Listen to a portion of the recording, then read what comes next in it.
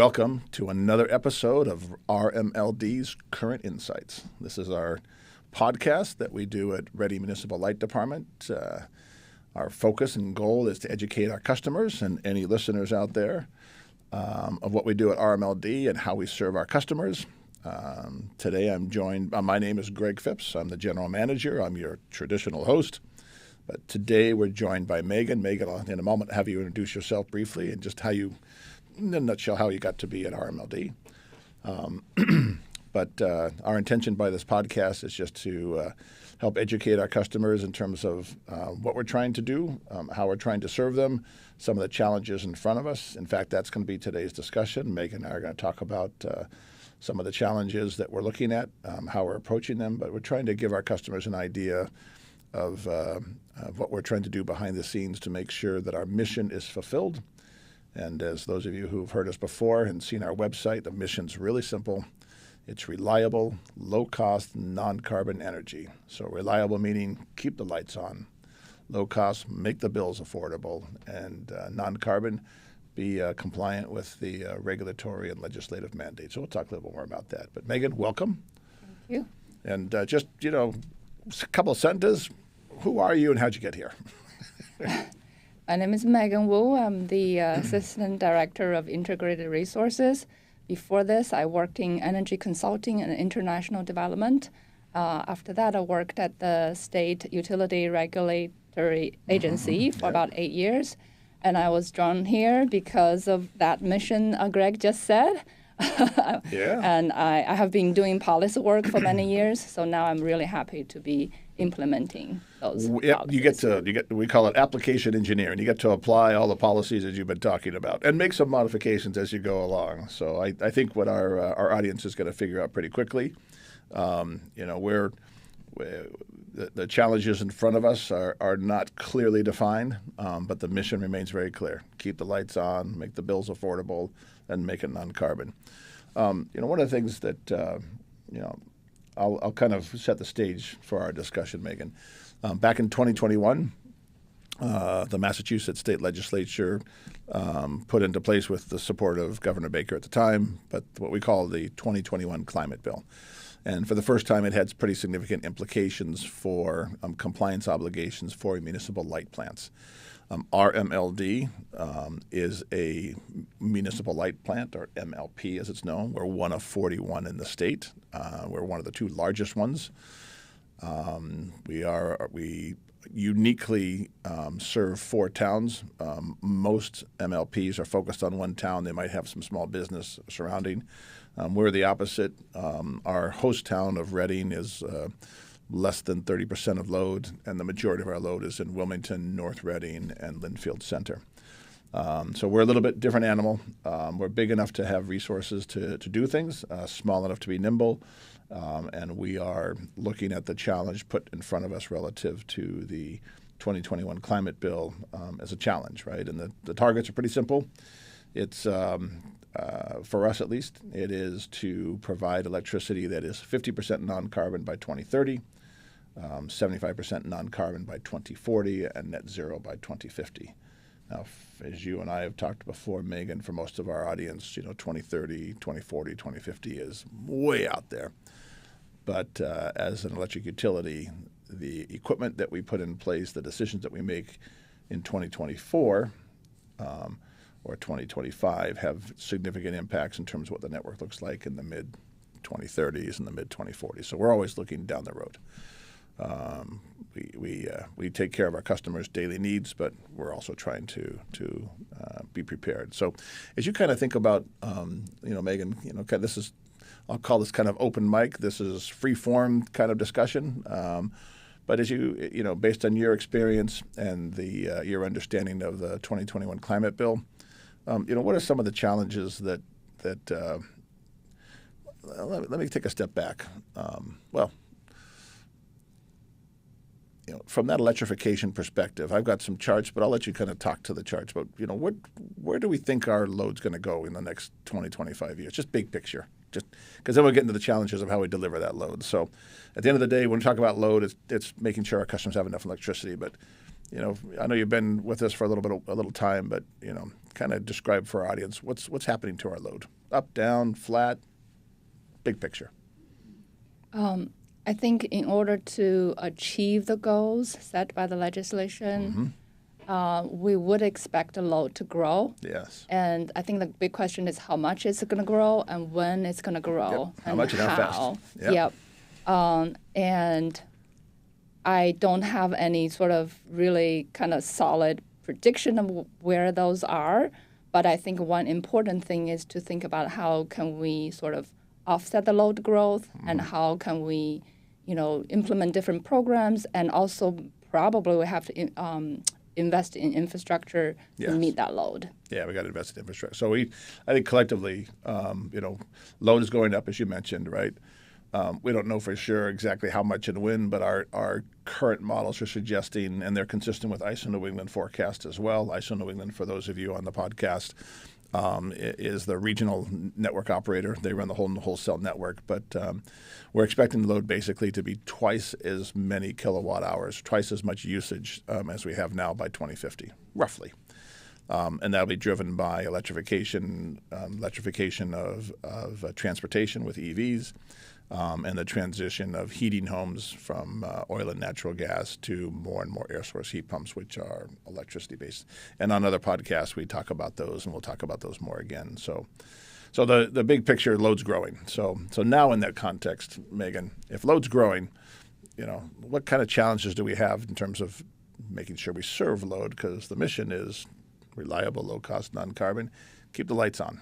So in the context of load growing, what sort of challenges do you think we got to start worrying about or thinking about or are thinking about? Yeah, to address load growth, I think what's most important is planning and to really to keep up with the change in load. So it's not just growing, right? Sometimes it's flat, sometimes it's going down for whatever reason. But then we need to always be prepared to meet that load. I think that's our core mission. Yeah, meet the load. Make sure it's there. The challenge probably will be the timing. That's like the biggest thing, I think, for me. And also, I guess as a municipal utility, we do need to be mindful of how much we can invest. Yeah, definitely cost. Yep. Yeah, it's right. Our ratepayers. There's no shareholders. We we are what they call a not-for-profit. We generate a net income, but that goes back to fund capital investments. And I think, as you mentioned, you need capital investments to meet the load, and what's the timing of that capital investments. So as you kind of think about that, Megan, kind of put it in a couple buckets. And there's maybe a bucket of distribution, storage, generation. I don't know, just kind of what are some of when you think about the expenses that where we need to invest in infrastructure, just kind of big picture, categorize it somehow. I think that's the question for the general manager. Okay, got it. Yeah. So I think in the near term, I think what we are doing, as I understand, we are doing a lot of the sort of the alternative or clean energy projects, building solar, storage. And for long term, I think if the load does double by 2050, I think maybe we do need to think about what other source of generation we might want. Yeah. And I know Greg has this I'll talk about that in a minute. Yeah, there's a vision for the generation side. I think that what's important is to have a portfolio, almost like that type of strategy where we're not putting all the eggs in one basket. Right. We're trying different strategies, different programs, but also to make sure that they work together. Yeah. And in the end, I think we discussed this before, we don't want to, if the load is going up, we don't want to have the supply going up, but rather we want to try to make sure that the curve of growth is going to be flattened so that we don't have to waste a lot of resources. Yeah, that brings up a couple of interesting points.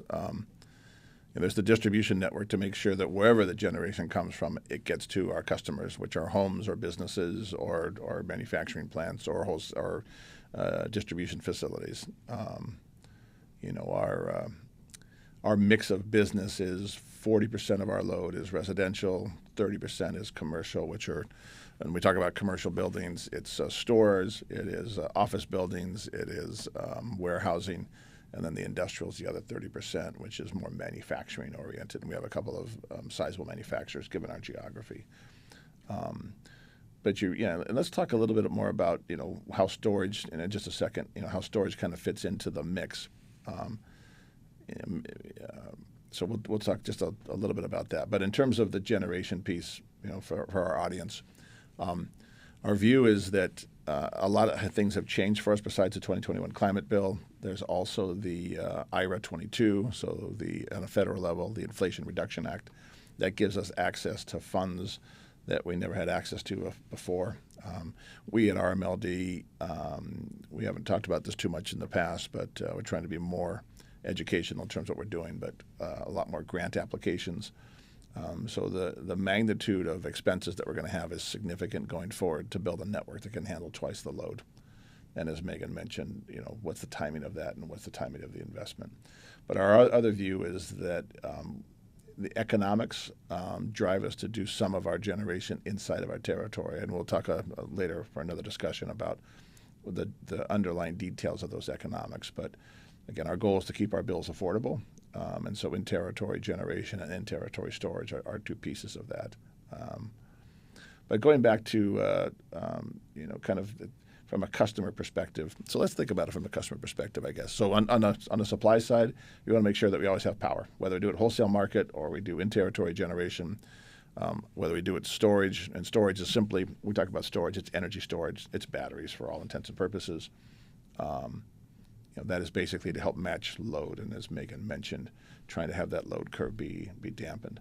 But customer perspective, kind of talk about some of the things that we're thinking about in terms of either customer behavior or time of use, or kind of the things that the challenges that we're facing, and not the end result ideas, but we're trying to figure out the answers to these problems. What are some of the big challenges in front of us that are more customer facing? Yeah, I think I said this before. Electricity is more or less a commodity, and for the most part, people don't really care about commodity. It's something that's like in the back of their mind. As long as the lights are on. They pay bill once a month, and then it's done.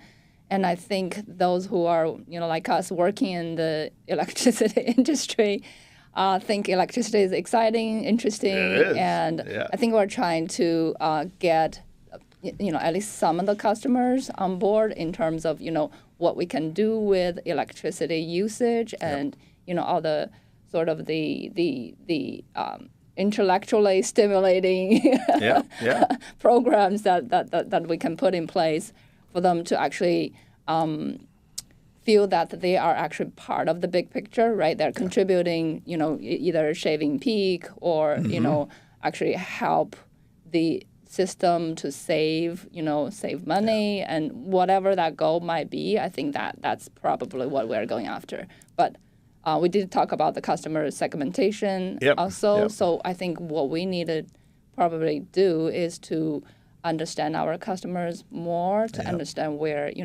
we could actually make that inroad in terms. Yeah, I think you make a good point, Megan. We're here to serve the customers. At the end of the day, right? That's why we're, our mission's really clear. It's customer focused. We're here to serve them, right? And now the question is, what's the best way to do that, right? And the reliability of the lights is critically important. The lights or the energy, whatever you do with it, right? Charge a car, run a manufacturing plant, run refrigeration at the grocery store, whatever it is, it's important. And there's a lot of different uses of our electricity. And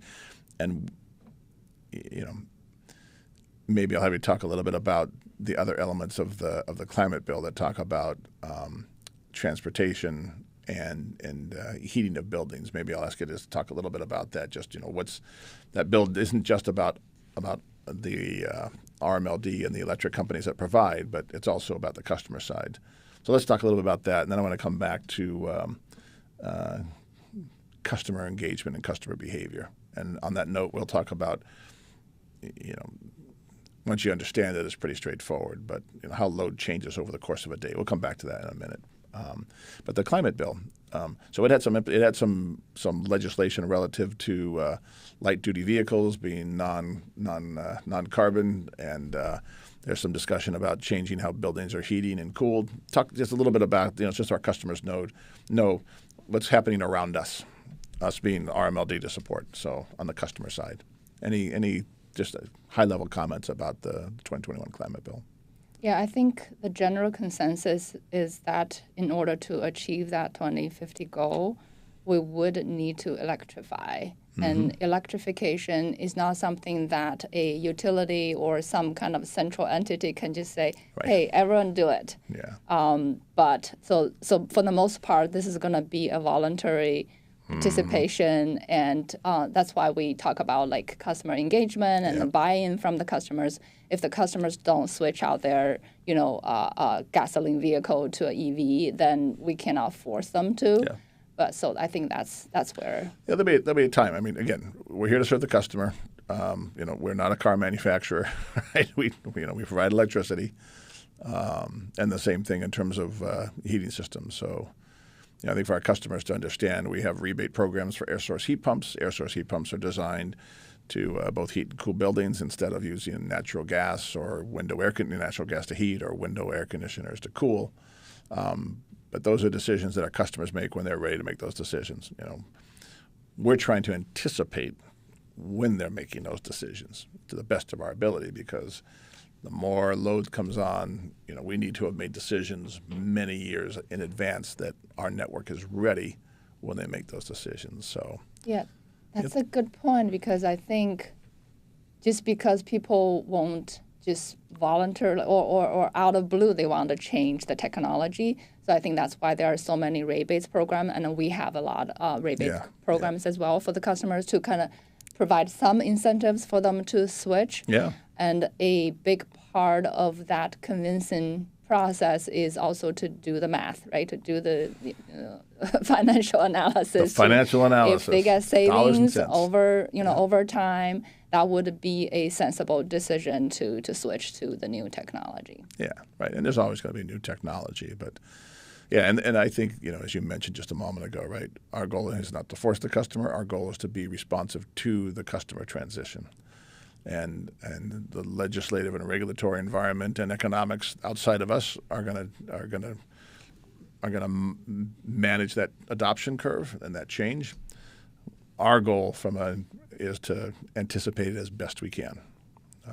So I think that gets back to some of the data analytics work that our customers, those of you out there and listening to this podcast, we're very math intensive, and we're getting increasingly math intensive. So you hear the word data analytics, we're deep into data analytics, and we're getting deeper. And part of the reason for that is to help us anticipate what's coming down the road, make the right investments at the right time, but also talk about customer behavior, et cetera. So, I guess for our customers, they probably know this, but kind of describe what our load curve looks like over the course of a day. So, midnight,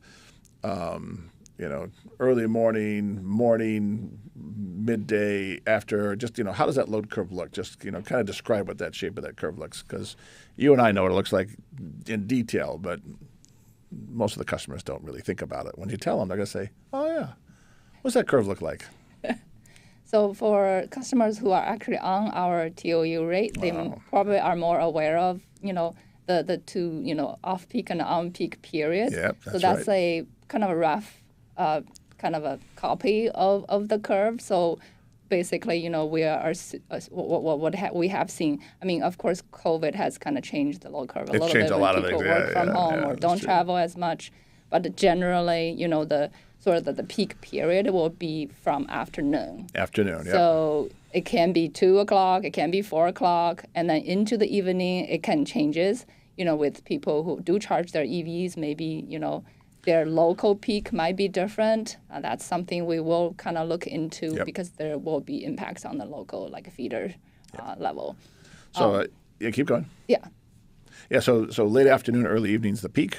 Middle of the night is the low point, right? Everybody's typically asleep. There's some manufacturing going on. There's some refrigeration still running, but it's not as active as it is in the middle, late afternoon, particularly in the summertime when air conditioners are running. And from our perspective, our system has to handle the peak of peaks, right? I mean, the peak of peaks, and then have a little buffer on top of that. For those, we understand this, but just for everybody to know, electricity doesn't store very well. While we have mobile phones and et cetera, and we have EVs, it likes to run and get to its destination and do what it's going to do, and then come back through the loop again. But that's not how people operate. There's something happening every day. Load changes literally second by second, and we have to accommodate for that, which is part of the reason why we put storage systems in place, et cetera. But that's for another discussion on another day. When we talk about peak shaving, you mentioned that before. Our cost structure has changed over time and is continuing to changing. Do you want to talk a little bit about transmission and kind of the major components: energy, capacity, transmission, operating cost? Do you want to talk anything about transmission or capacity? Just big picture. I think probably more people than before understand like the big trend going on at least at the state level and also maybe at the national level, where all these big policy decisions are about to build offshore wind, to build more large more renewable projects. Yep. And unfortunately, it's just like, I guess, the nature of things where these resources are not where the load is. Mm-hmm. So we do need transmission system to be built out. I know. I mean, when I worked at the state agency, there are councils and commissions established to try to figure out how are we going to build out this transmission system, and it's going to be costly. So I think for RMLD, that's one of our biggest as a challenge for us, challenges, right? To address how do we lower our cost from transmission. Yeah, and for those of you out there, if you just so you understand our cost structure, right? We're not for profit, but 20% of our monthly bill is for transmission, and that's part of the reason Megan mentioned earlier our peak shaving program. Our peak shaving program is the way that cost comes through. There's a rate which we have no control over, and then whatever our load is during the 1 hour each month for transmission, and then for capacity, it's 1 hour a year. So the only thing we can control is to keep that peak as low as possible, and that's the motivation of the whole system, is to dampen those peaks. Now, we don't exactly know when those peaks are going to come, but we can, back to data analytics, we have an idea, so we'll try and go through. But our intention of doing peak shaving is to reduce our cost structure. Right? I mean, that's fundamentally. And that cost element it used to be in the mid to high single digits, 5 to 8%. It's now 20%. And as Megan mentioned, it's going to continue to grow. Just for a point of reference, the transmission network has a value of about $12 billion. And there are projects in place right now somewhere between $18 and $28 billion incremental. So just to give you an idea of magnitude, also double. It's more than double, right? So it's going to be big. So that's why we're looking at back to Megan's comment. We're trying to do things now, anticipation of when load comes in, because load's tied to transmission costs are tied to load, and that's why we're thinking about in-territory generation, in-territory storage. So all of these neat little puzzles, which we find interesting, in terms of how to manage those things. I guess a couple of other, any other. So we've talked about a couple of different points. The climate bill came into play. It's into place in 2021. It has a massive impact in terms of the energy industry, not only in the state, not only for our territory, but on a national level. The climate bill didn't, but there's things similar to that in other states. We've talked about us rethinking our access to dollars that we never had, funds that we never had access to. Electrification's driving load growth. How do we manage the timing of that? So a lot of interesting variables. From a customer perspective, an education perspective, we've talked about kind of these big high level things. Are there any key things that you want our customers to start thinking about now? Just big picture stuff. One or two or three, or just one, something that comes to mind, because we're going to wrap this up in just a couple of minutes here. Anything come to mind that you want to, prompt our customers to think about, or something to share? Or I think looking at your appliances and heating, cooling systems, I think it's like any kind of it's a family financial planning or a company planning. It's about again I think I talk about timing a lot. It's like when your heating system needs to be it's old. It's going to be When it's time to expiring. replace it, right? Yeah. Right. So maybe that's probably the best. But you would want to kind of think about that ahead of time instead of okay, it's breaking down today and you don't have heat, and then what do? You come replace with the same thing instead of thinking about if I do install a heat pump, then you have to go through the process to actually get that installed because it's a new technology, a new industry. So be ready. To be prepared to look at your house, to plan for those changes. That works best for you. Yeah, and I think the other thing, I think the planning and the awareness, because there's a lot of change happening, and the same things not only with heating, but on the transportation side, right? Electric vehicles aren't the end-all be-all for everybody, but there's a place in many homes, particularly two-car vehicles or two-car families. So just when you do your research, be thinking about those as well, whatever shape or flavor. And I think one thing you mentioned earlier, Megan, which is a good reminder for our audience, is look at the economics, right? Run the numbers, right? Look at the financial implications. At the end of the day, a lot of people make decisions. A lot of residents, homes, homeowners, people that are in condos and apartments, et cetera, businesses as well. They ultimately make decisions on a whole bunch of factors, but some of them come down to dollars. So I think running the numbers is also important. Well, Megan, thank you very much for our time today. And our audience out there, I think, was able to get another sense, a chance to meet you, a little more background in terms of the issues facing RMLD and them, right, as they make the transition. Hopefully they heard the basic core message. Our focus is to make sure we keep the lights on, reliable, make sure the bills are affordable, low cost, and make sure we're compliant, which is the non-carbon. So, we're here to serve them, help them through the transitions, and we're working hard at it, and we're pretty excited about it. So, Megan, thank you very much for joining us today. Thank you. My pleasure. And audience, this wraps up another episode of RMLD's Current Insights. I'm your host, Greg Phipps.